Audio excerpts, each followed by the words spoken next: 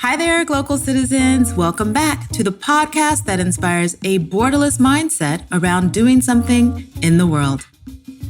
I'm your host, Florence Adu, and I'm back with another awesome individual. She's one of the lights in the media space here in Ghana, globally.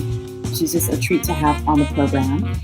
She's executive director of the Armah Institute of Emotional Justice, which is a global institute providing emotional education in the context of race, gender, and culture. But that's not all.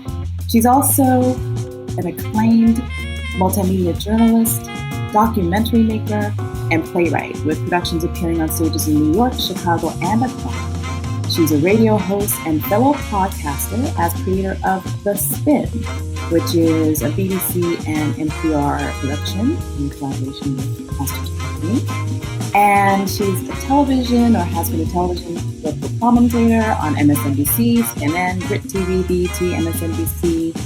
And her work has been published in Gawker, Alternet.org, Salon.com, and the Huffington Post. Esther Armah, welcome to Global Citizens. Thank you so much for having me. It's wonderful to be here and join your growing global community.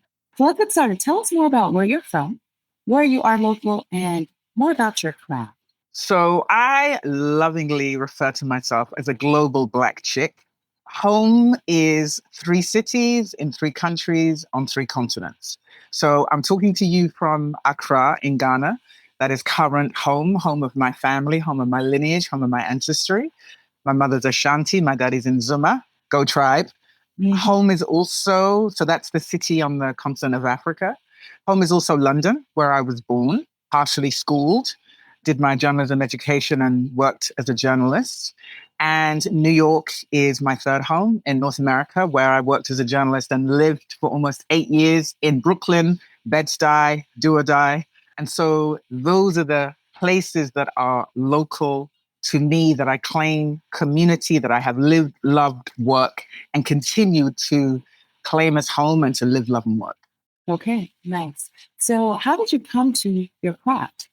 So to me, my craft is essentially as a storyteller. The medium by which I tell stories, the reason I tell them, the vision behind them manifests in these different ways, but fundamentally, I'm a storyteller. But then I have a definition of that as I lead a global institute. And the definition for me with storyteller is to articulate the contemporary lived experience in the context of history that centers race and gender as a strategy for the purpose of structural change, so that the work that I do with emotional justice, which is a visionary framework for racial healing, I use stories manifest as projects to do that specific thing. With journalism, it's the same thing. With plays, it's the same thing. So the medium may change, but the foundational element is storytelling as a strategy to make structural change that's about the dismantling of systemic inequity, the confronting of racism, and the well-being of global Black people. So for me, it's really simple, but the manifestation is both creative, right? Because for me, projects are creative curricula, and they enable us to not just engage, but to connect with the intent of making change as a result of challenging, narrative or our perspective, our lens on a particular people and the way that we see the world. So that's my work. So tell us more about what inspired you to move in that direction. What are some of the key points that put you where you are now? 3 pivotal moments in 1997 were really the impetus that led to me doing all this work, specifically the work of emotional justice, which I consider my life's work. It is purpose, it is passion, it is power. And 3 assignments in 1997 to Philadelphia, Ghana, and South Africa. Philadelphia was for the Million Woman March at Eakins Oval, former site of slave auctions. Ghana was covering 40 years of independence. And South Africa was doing an interview with Desmond Tutu and meeting Steve Biko's widow and eldest son around the Truth and Reconciliation Commission. So they were 3 pivotal moments that did 2 things. They transformed the way that I even thought about journalism And they led me to explore the role of the emotional when it comes to justice, activism, race, and systemic inequity. And so in Ghana, covering 40 years of independence as a journalist, I learned that the 1966 coup, which had always been a story about the ending of Kwame Nkrumah's presidency and the beginning of this balance and mix of the ballot and the bullet when it came to political leadership. A story told to me by my dad, who was a former ambassador and a politician.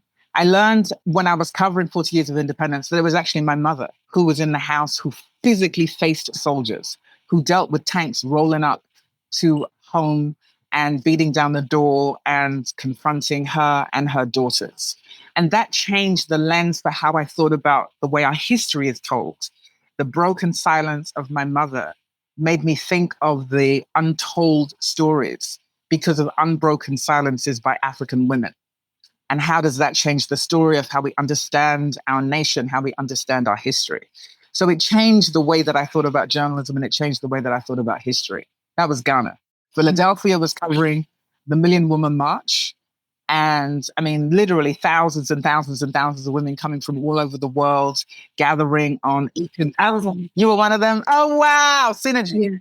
Yeah. Synergy. Yes. Thousands of women gathering. I went to cover it. I'd never been to Philadelphia before. Literally reached out, said to them, I'm a journalist. I'm in London. I'm a Black Brit by way of Ghana. I would like to come and cover this story, but I've never been to Philadelphia before. I don't know anybody there. They did beautiful outreach, organized accommodation, welcomed me. I rolled with a crew that organized the march, got to meet the phenomenal keynote that was Winnie Mandela, and got to meet Jada Pinkett Smith, who was really helping with the organizing and the emceeing on the day. And I got to tell Winnie Mandela that I was headed to South Africa to do interviews and coverage on the Truth and Reconciliation Commission. And at the time, I had a whole bunch of interviews lined up with the leadership of the African National Congress, the ANC, Desmond Tutu, Oliver Tambo's widow, all these different men of the ANC. And Winnie Mandela said to me, I told her about my dad being Ghanaian and being part of the independence movement that got Kwame Nkrumah to presidency, and that he was one of the advocates who fought for the armed wing of the ANC, Mkonte Wisizwe, to get training in Ghana. So I was telling her these stories and saying, this is the connection that I have to you, to South Africa. And in this moment of gathering around these global Black women fighting for a humanity denied them by the systemic racism of America. And she said to me, my daughter, what you must do is go into the townships of South Africa and listen to the women and ask them what forgiveness looks like for them. And that guidance, which I followed, taught me that the way that emotion had been defined was really within the confines of a systemic inequity and a whiteness. But in speaking to Black women who were navigating what it meant to be survivors of apartheid, but who had lost children, who had lost loved ones, who had lost husbands, spoke about rage, spoke about the power of rage to move them, spoke about their anger in having a forgiveness brokered without their consent, spoke about a refusal to engage this kind of emotion that did not recognize that what they sought was justice. And it began for me the equating of emotionality, Blackness, and gender as a justice project.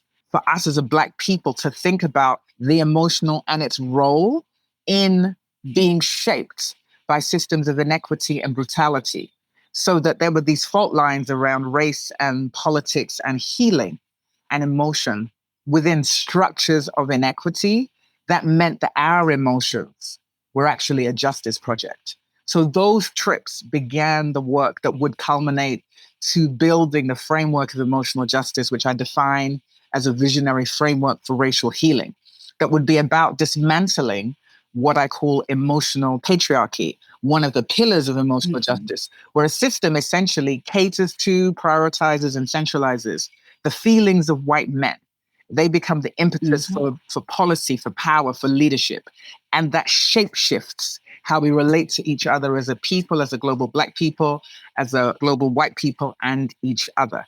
And the dismantling of an emotional patriarchy would lead to an emotional justice that would be a healing that was very, very necessary. So really, that's the journey that led to the framework that is now implemented by the institute that I lead, which is a global team here in Ghana, across the US, and in the UK. Nice, nice. So now there's all this conversation about inclusion, so we have chief inclusion officers and people like that, and you are way ahead of that, right? So you're light years ahead of that. And so now that you're seeing that this is now common vernacular, how are you seeing your work being demanded and potentially being, I don't even want to say co-opted, but how are you seeing your work entering into this now global economic landscape?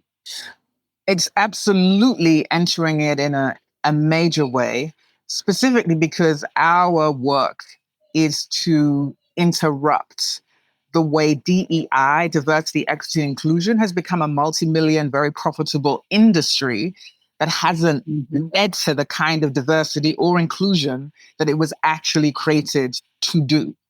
And the reason that it hasn't done that is the nature of it is really designed around the comfort and the discomfort of white people. But actually, and because it's designed around that, of course it will fail, because who intentionally will move to the level of discomfort that will make the kind of change that creates equity, which really then requires you to reimagine your relationship to power and to lose some of that. To share it means, in terms of whiteness, to lose something. And so the nature of its construction is problematic and cannot create equity. The power and the blessing for us is entering the space, challenging that. And in this moment where there is a huge opening up and a demand for DEI services in the wake of course, Corona and the disproportionate impact Black people, the horrific devastation of witnessing a murder and an execution in the killing of the murder of George Floyd, and the protests that followed. That opening up globally led to a much greater demand for our work and for people to be open to it in a way they were not. So, for example, we look at the notion of loss as a result of the pandemic, as a result of the state's approach to bodies, as a result of the economy, but through the lens of the global Black experience, the lived experience within the context of history. So one of the things that we started to include in our DEI training is what we call the emotional justice equity package. So there are 7 stages to grief as defined within the world of psychology. But in our structure, we argue that grief is about loss. And what's been lost, as in addition to the horror of the numbers around life, has been these major economies that have been dominated by Black people. But also the way that Black people's bodies are criminalized, the absence of empathy, the loss of humanity, and the way that people recover from disaster is through assistance. You need some kind of recovery package. And history shows us that when there's been horrific losses as a result of war, the result of those losses has been legislation to help people recover. And so what we do is we challenge this notion of an emotional resilience, saying that nobody bounces back from trauma, which is what resilience requires you to do. It puts the onus on the individual to recover alone at their own expense, as opposed to recognizing that these are institutional issues, institutional failures, institutional inequity, and they must be massively engaged and responsible for contributing to resources. So part of our DEI training is to, 1, transform organizational cultures, recognize that diversity is about outcome, not intention. And what policy is, a diversity policy is an intention. A statement of commitment to Black Lives Matter is an intention. But no business measures its success or its profitability based on what it intends to sell.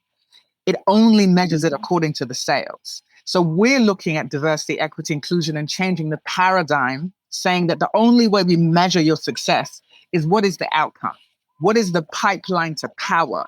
And how has that changed? How have you interrupted a power frame that has been predominantly white and male and ensured you've created a pipeline that enables access by those who are marginalized, and then creates the resources to enable them not to just to be successful, but to maintain that success and expand it beyond the kind of individual exceptionalism, that isolationist approach that has often happened. So yes, there is a demand. Like our most recent client was an Ivy League college. We're still working with them, working with organizations, working now with in South Africa. So we've seen the demand explode. And that's important because ultimately emotional justice is a framework that's saying this kind of change could never have been easy because the systems that were built to create inequity were built to last. They were not built to be dismantled easily.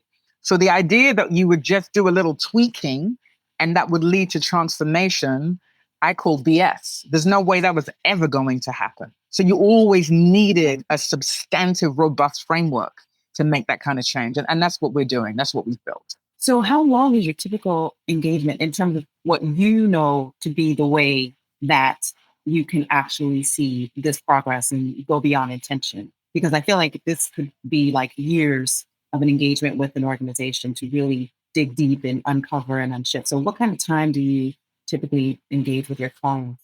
So we have bespoke flagship DEI training, and it's in the form of two forms.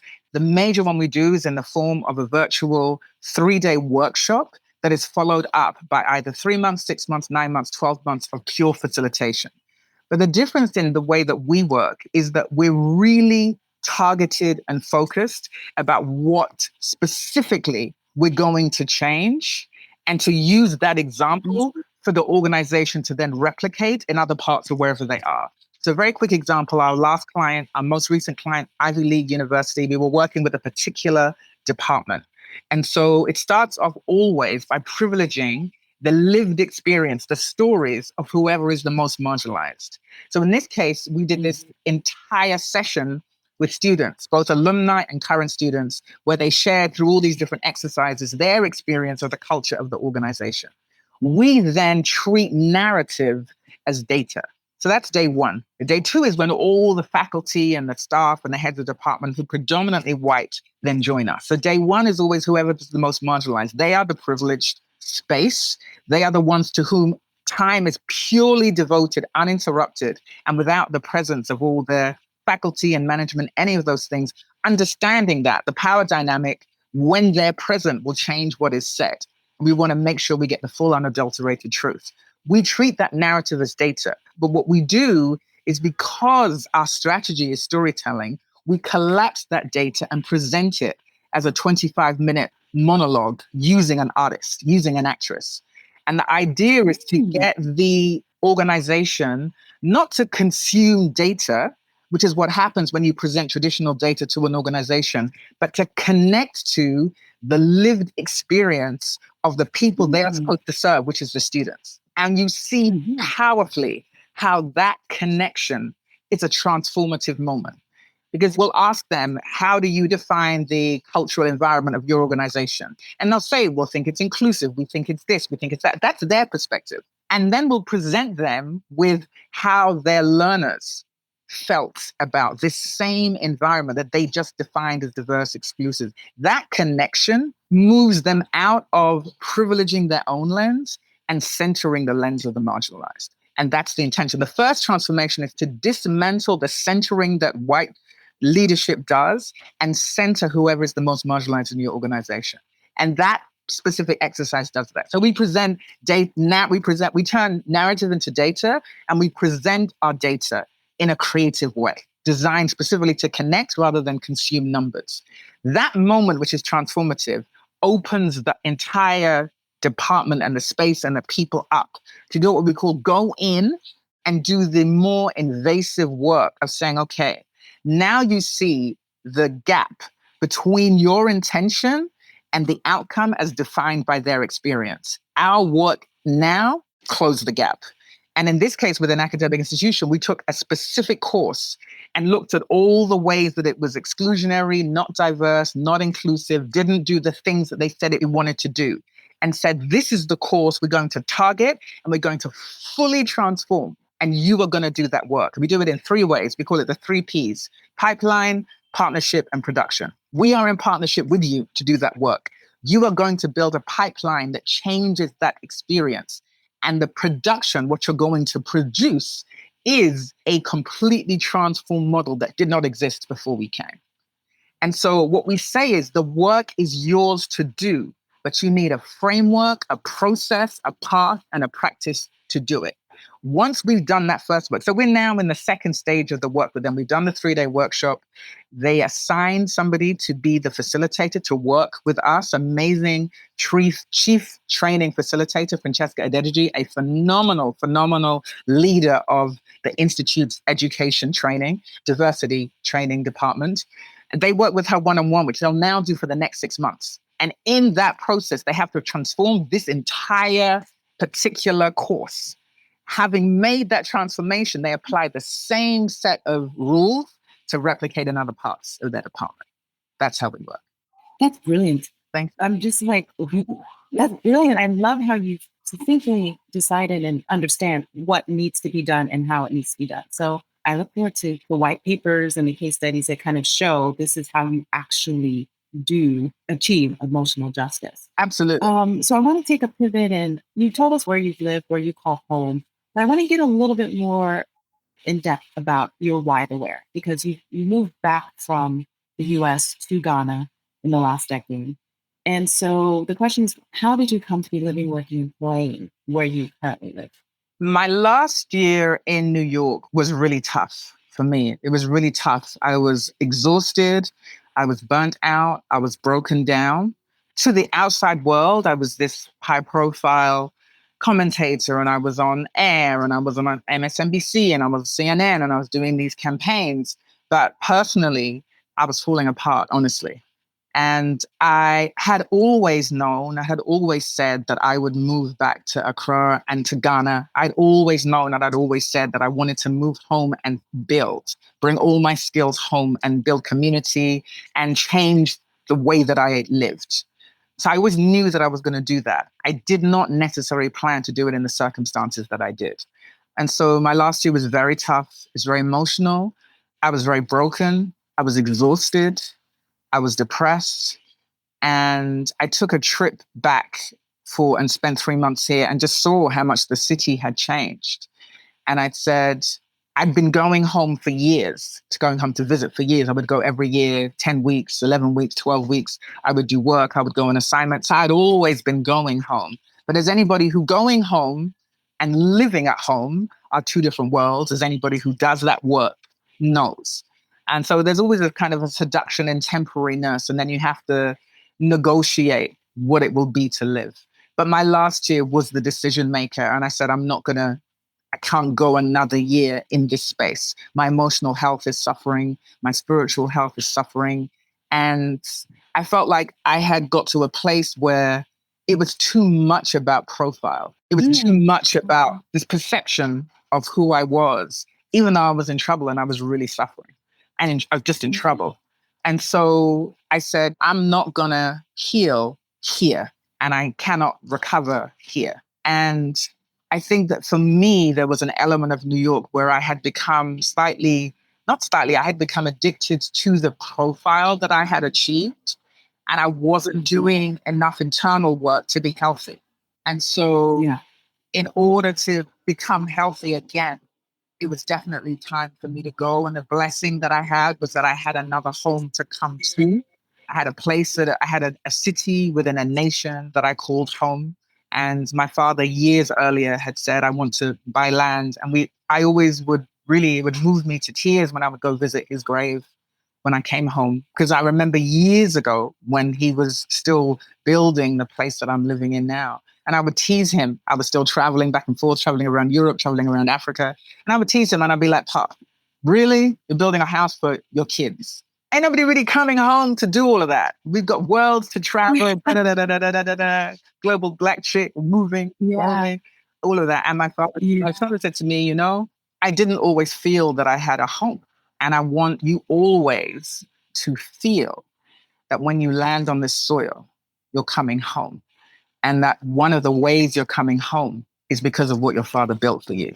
He said, as my daughter, as one of my 4 daughters, 5 of us all together, that when you set feet on this soil, when you plant your feet on this soil, when you breathe in the air of Ghana, when you taste the sun, the smell of the mangoes, the morning air, that there's a place that you call home and that you know that your father built that for you because that's the way that I'm going to show you that I love you. Maybe you don't need that now. He said, but what if there's a time when you need that and it wasn't there? What would you do? So that last year, I had that in my mind a lot. And I said, it's time to come home. And so it's really important to me that there is not this blaze of glory that I came home and it wasn't for me. I was broken. I was broken down. I was depressed. I was really sad. I was burnt out. I was exhausted and I needed healing. And that's the reason that I came home. And then once I came home and I started to do that, my own internal work around healing, really get my own emotional justice, then I could start to put my head back up and start to do the next stage of the work that I had always knew that I wanted to do and that I had planned to do. That's really how I came home. Yeah, right. That's lovely. I love that your father had put that into your mind and understood, because I have the same kind of experience. My mother was like, when she was building, like, why are you doing all that? Why? And so I'm here now and I'm like, wow, thanks, Mom. I really, God bless you. because God bless you, Pa. I call my dad Pa. I would say, God bless you, Pa, every day. Every morning when I get up and do my meditation, I do this exercise. And when I come back through the gates of the house, I do a kiss up to the sky and I say, God bless you, Pa, every morning. I love it. That's wonderful. Yeah. So being back, you've been back for a bit. And so I always like to give my listeners a little bit of a taste of the flair of the location where we are, where you are. Right. So we want to hear what you hear. So I asked my guests to share a word, phrase, or saying that is a meaningful part of your local experience and why or how you came to value it as Glocal speak. It's a visual conversation for me. And it's the way that it is dark and then sunrise in a split second in Ghana. And I don't see it, I feel it. I feel it and it opens my eyes up in the morning and gets me up and out of bed. I love that because that is so true. Yeah. That is so It is that encompasses the entire experience for me of being home.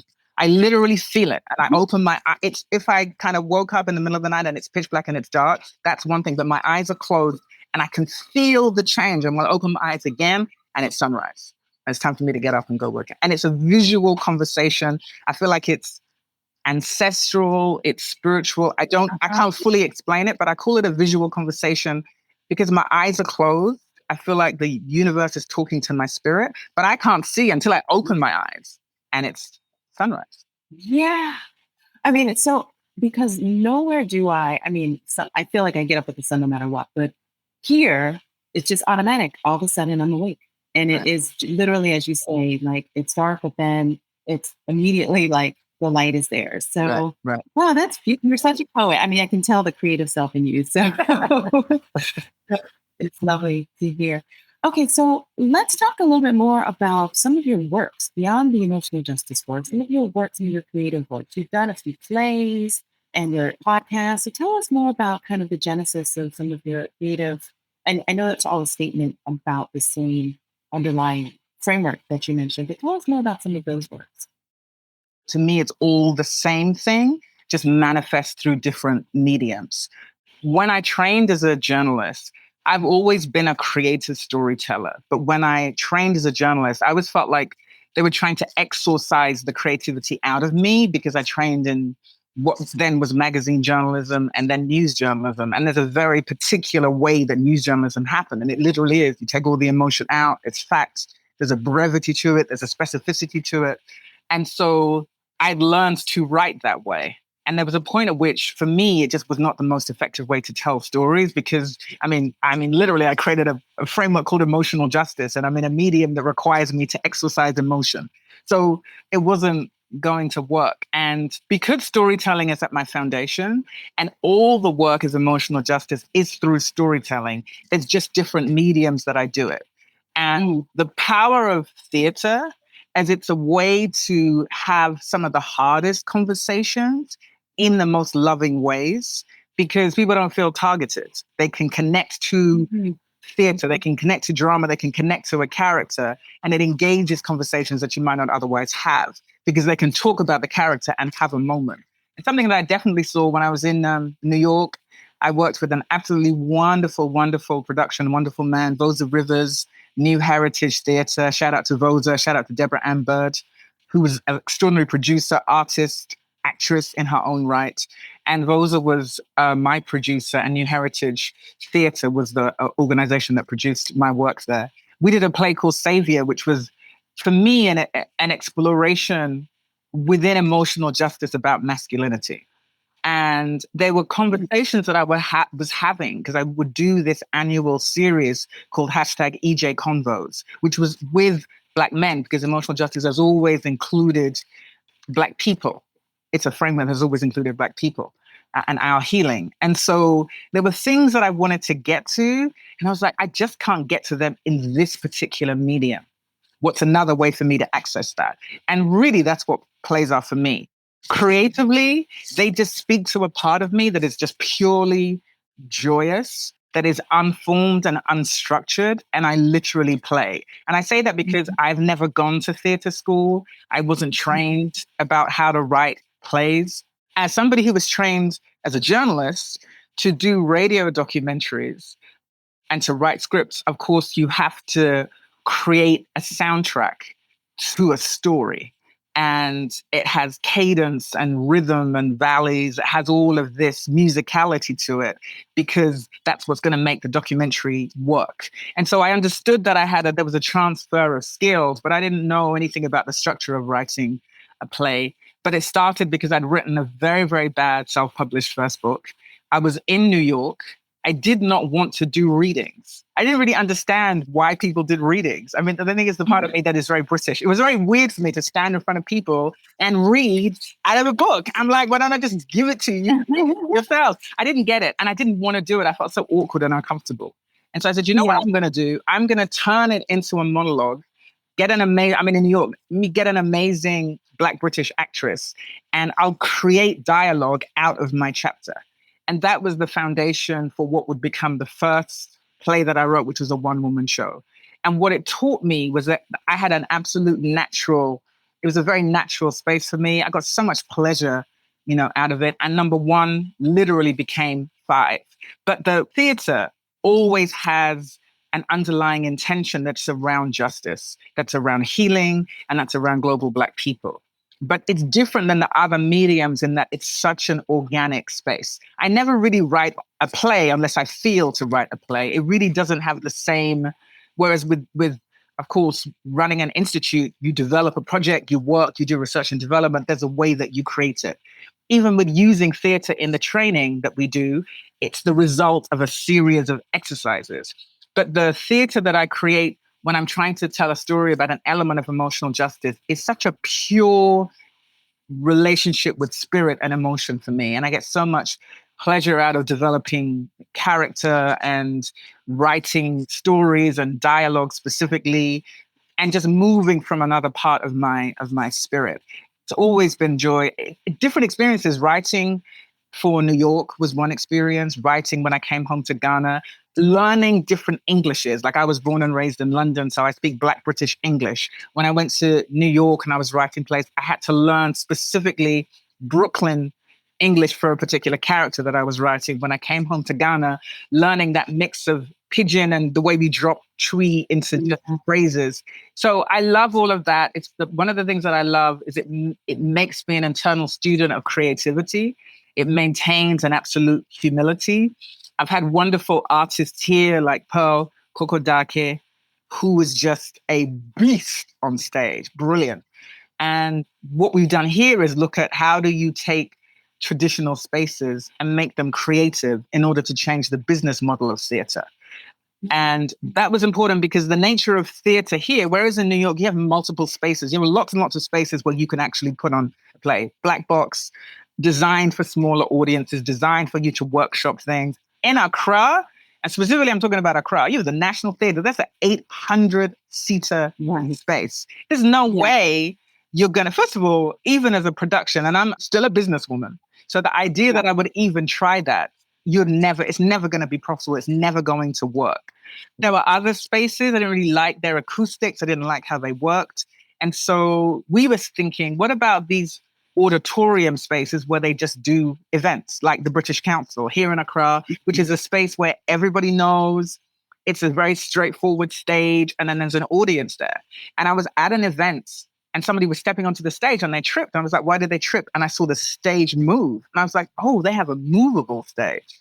So that's where I thought, I wonder if we can reimagine this space as theatre in the round. And so what we did, I have an amazing technical team. I am a ACCRA, led by Michael Bediako, brilliant team of young men. And we literally went into the British Council, went into the very traditional auditorium and said to them, we're going to turn this into a theatre. And of course, it's Accra, so they laughed at us and told us we were foolish.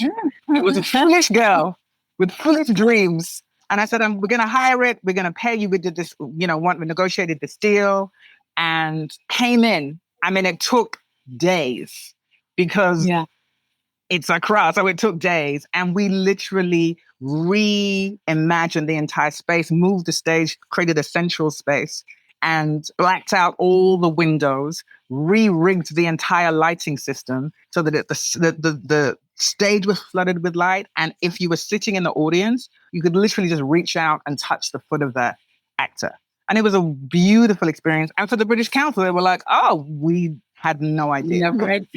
People came in, they took photos. We had a lot of artists and filmmakers to come and see it. And they walked in and they were like, wow, I feel like I just walked into a theater.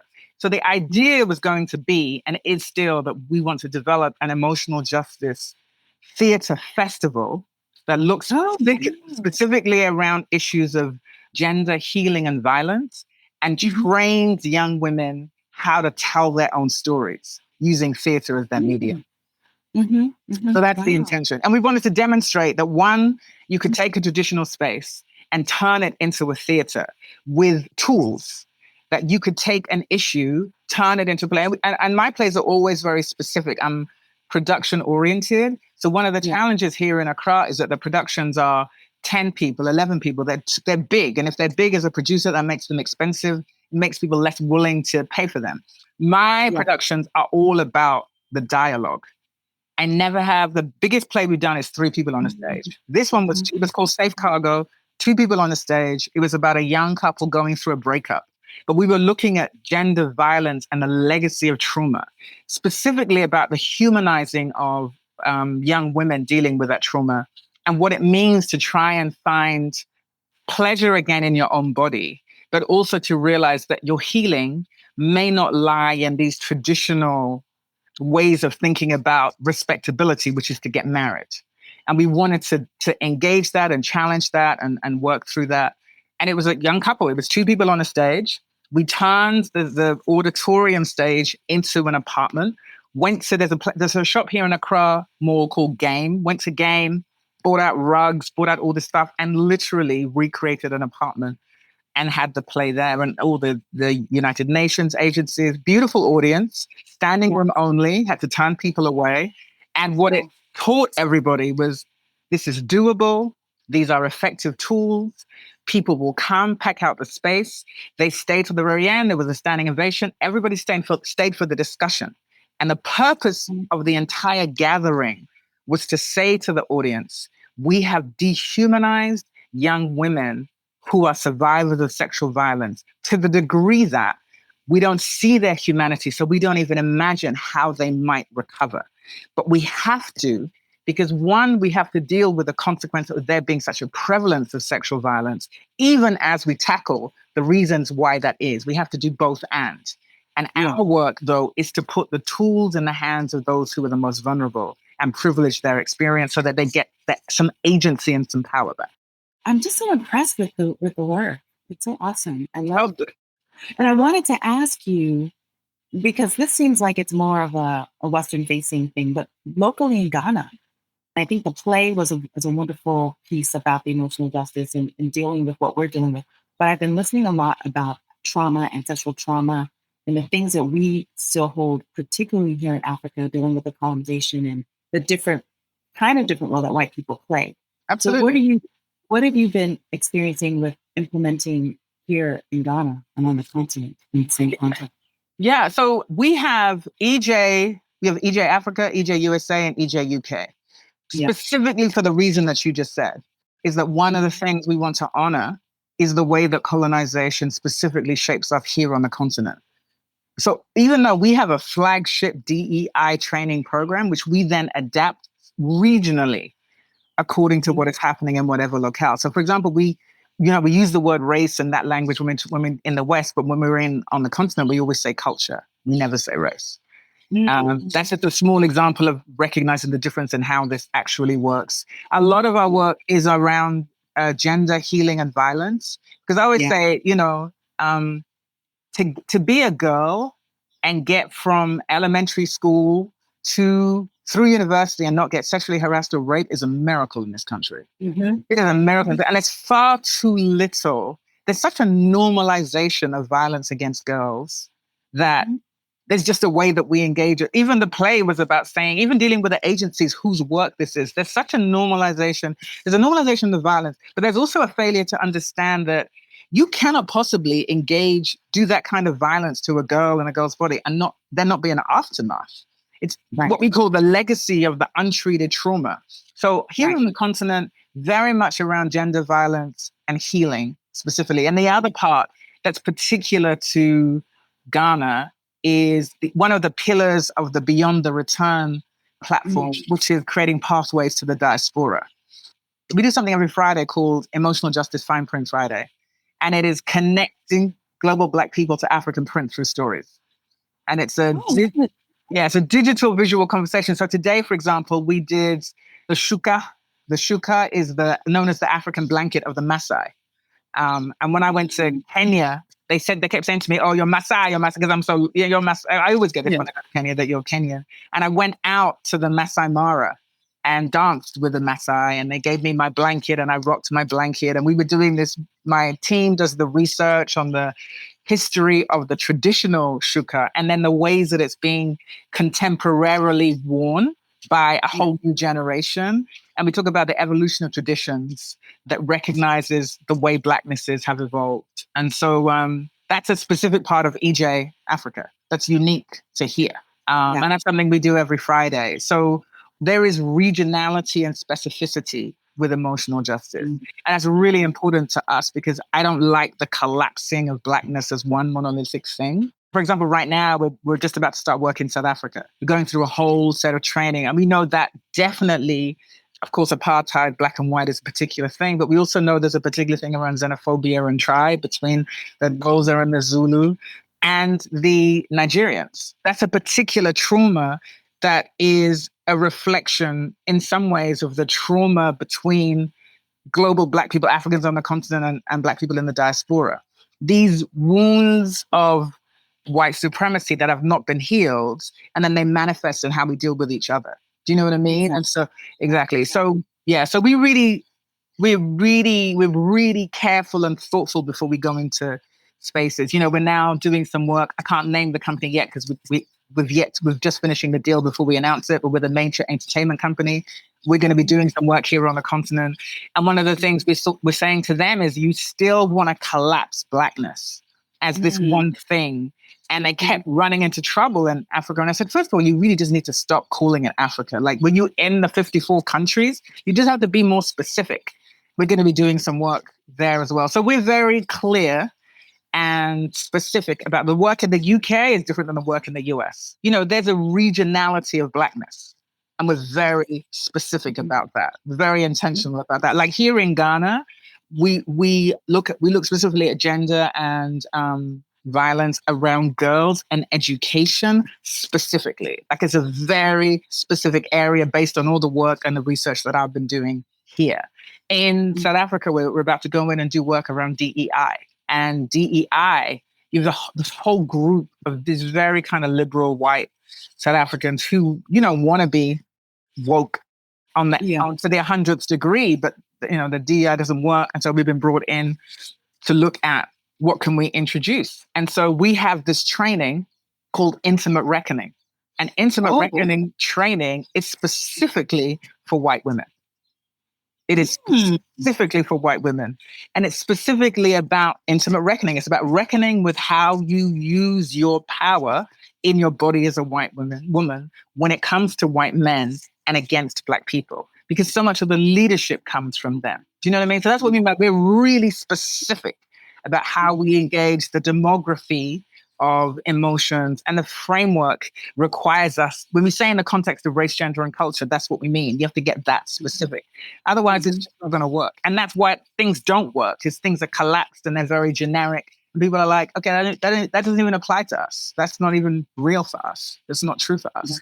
So we do all that addition. And for me, because I've lived and worked and been a journalist in all these spaces, I've had the experience of the culture on the ground in a particular way. So I already know, I'll say, okay, this doesn't work for whatever part this is, or we allow for the kind of local engagement where they lead us and say, these are your fault lines, these are the areas you go or you don't go.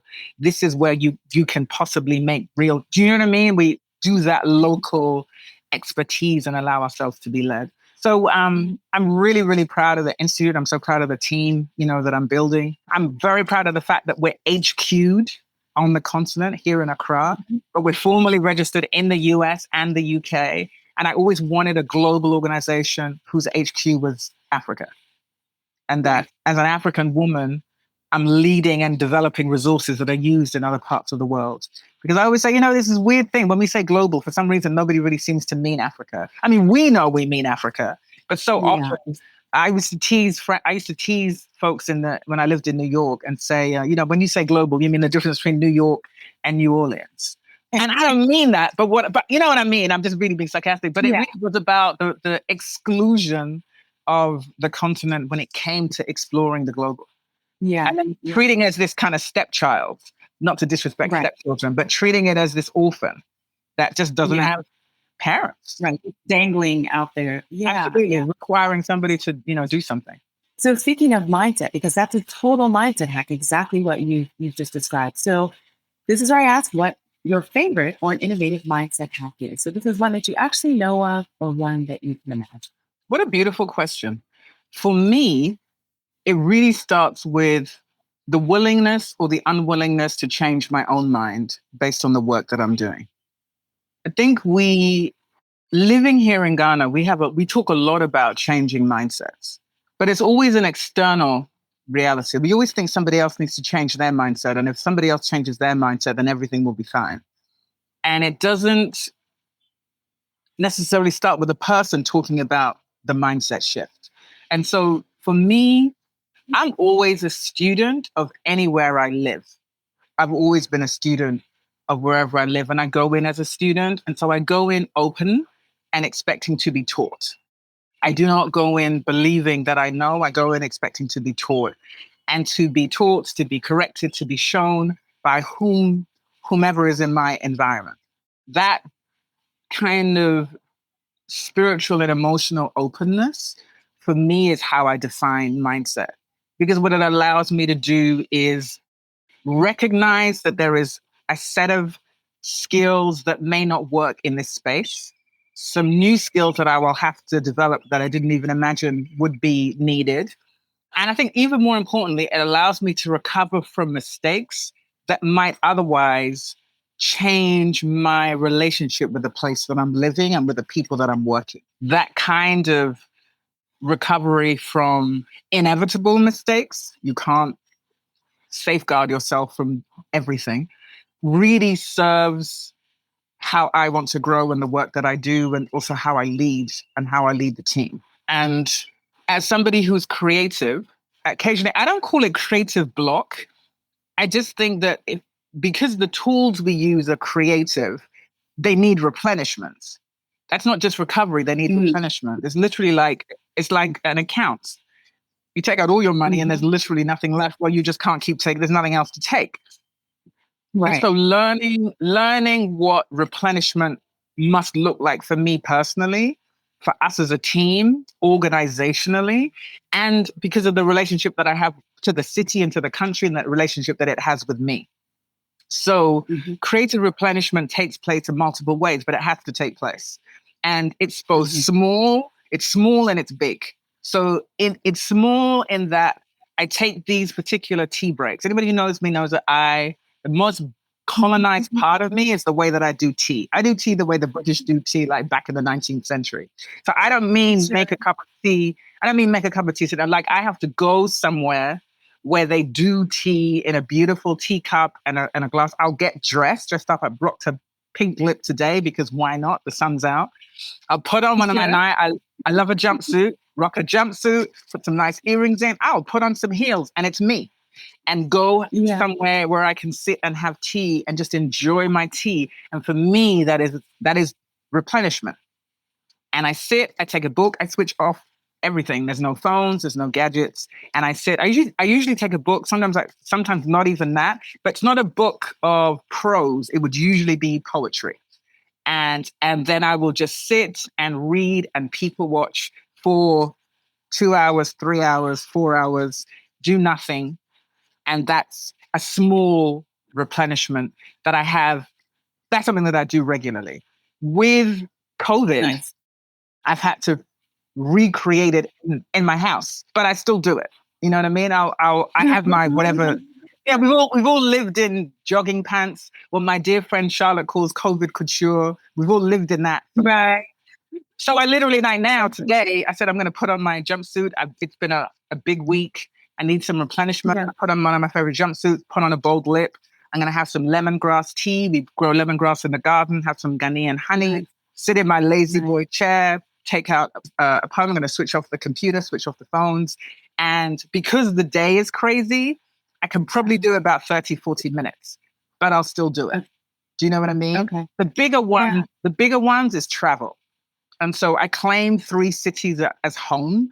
So I'll make a decision to go and see friends. You know what I mean? But I have dear friends who are family in London. I have dear friends who are family and community in New York. And I'll make a trip that I've learned to not make anything about work, to just go see friends. I love arts, museums, theater, and I'll make that trip. But that's a big replenishment.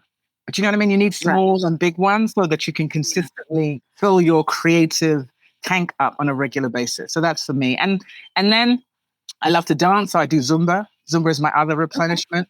And in my other life, I was a Broadway dancer and a lead choreographer. And I'm sticking to that.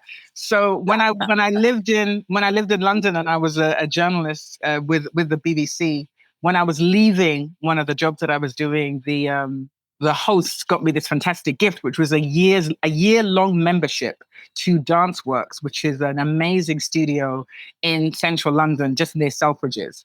And I was like, I'm gonna join the circus. I'm going to be a performer. And so I went in like it's me. So I got a whole wardrobe. I got all the outfits. I got all my leotards, the whole thing.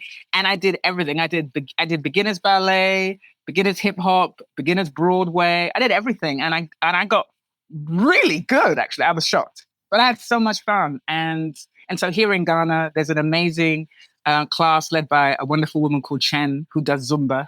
So I go and do Zumba and I take myself back. It's the same thing. Being creative and working with a framework is a lot of intellectual work. So Zumba, the same way as tea, it takes me all out of my head and puts me in my body.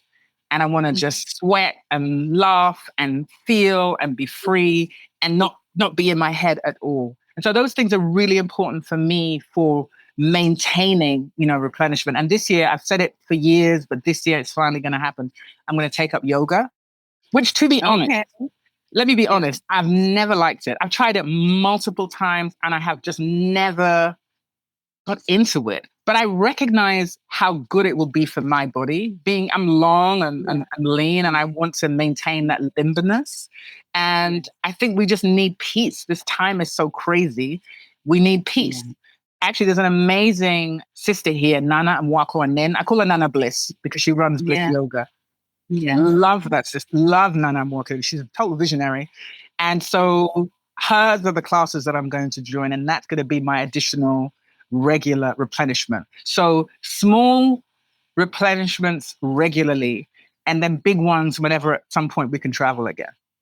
Nice. That's good.